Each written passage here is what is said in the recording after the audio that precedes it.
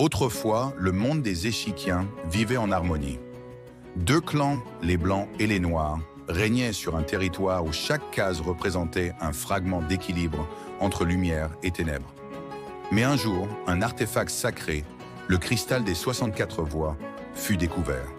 Ce joyau mystérieux, capable de plier le temps et l'espace, provoqua une discorde si grande que l'unité des clans se brisa, déclenchant des siècles de conflits. Pour éviter une guerre qui détruirait tout, les sages décrétèrent que chaque bataille se jouerait sur le plateau sacré, un échiquier de 64 cases. Là, chaque clan envoie ses champions, des pièces incarnant les valeurs et les forces de leur royaume. Ces combats, où stratégie et courage s'entrelacent, déterminent le destin du cristal et peut-être l'avenir de l'équilibre. Les champions des clans, les pions, ces guerriers modestes sont l'âme du champ de bataille. Ils portent des armures simples, parfois cabossées, souvent décorées de symboles gravés à la main, témoins de leur rôle humble mais crucial. Leurs casques ronds protègent leur visage et ils brandissent des lances ou de petits boucliers rudimentaires. Bien qu'ils avancent lentement d'un pas à la fois, leur détermination est inébranlable.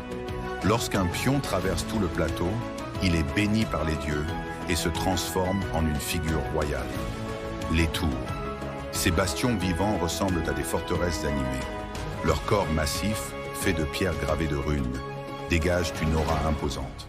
Chaque tour est surmontée de créneaux et de drapeaux battants, symbolisant la force et la protection. Elles avancent en ligne droite, imperturbables, leur poids écrasant toute résistance. Les cavaliers. Montés sur des destriers légendaires, ces chevaliers semblent surgir des contes. Leur armure légère scintille, ornée de motifs rappelant les éclairs ou les vents rapides. Leur monture est un cheval surnaturel, dont la crinière brille d'un éclat magique. Grâce à leur agilité, les cavaliers bondissent par-dessus les troupes adverses pour frapper là où on les attend le moins, laissant un sillage de mystère et d'admiration. Les fous. Ces mages énigmatiques glissent sur le champ de bataille, vêtus de capes amples, couvertes de motifs géométriques, représentant les diagonales qu'ils empruntent. Leur visage est souvent dissimulé sous un masque ou un capuchon, et ils portent un cristal lumineux entre leurs mains.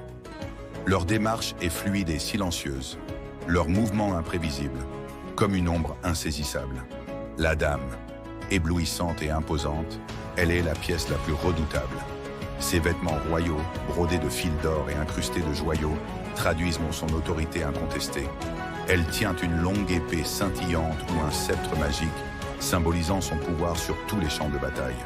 La dame se déplace avec grâce et force, naviguant sur le plateau avec une aisance qui inspire ses alliés et terrifie ses ennemis. Le roi. Majestueux et solennel, il est le pilier du royaume. Son armure lourde et marquée par les combats évoque un passé glorieux. Sa couronne est plus sobre que celle de la dame, mais son regard perçant témoigne d'une sagesse immuable. Il tient un sceptre massif, symbole de son rôle central. Bien qu'il avance lentement, chaque pas résonne comme une promesse de victoire ou de chute.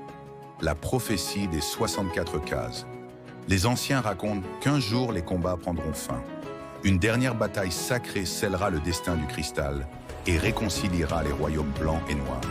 Le plateau sacré deviendra alors le symbole d'une nouvelle ère où la lumière et l'ombre ne feront plus qu'un.